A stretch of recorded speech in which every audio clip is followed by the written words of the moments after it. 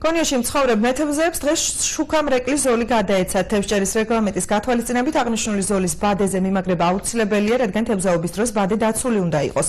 მეთევზეებს შუქამრეკლის ზოლი ორგანიზაცია ფლორა და ფაუნას და ტრადიციულ მეთევზეთა ასოციაციის ერთობლივი პროგრამის ფარგლებში გადაეცათ.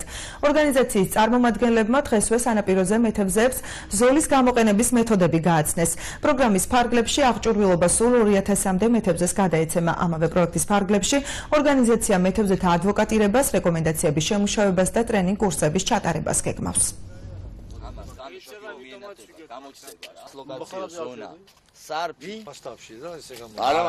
იქიდან გამომდინარე, რომ ამ ტირტივანიშნულების სრულყოფა არ ხდებოდა, ეს იყო იმ პირობიდან გამოწვეული, რომ მეთევზეებმა პირველ რიგში არ იცოდა სად უნდა შეეძინათ, არ იცოდათ ამის ფასი და არ იცოდათ დაყენების წესი. და ინფორმირებაც ნაკლებად იყო მათთვის, რომ საჭიროებას მოითხოვდა თუ არა ეს.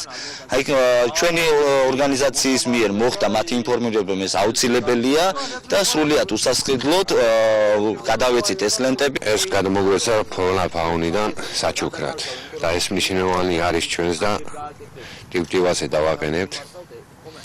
არც დაგვაჯარებებენ და ბადეც დაცული იქნება.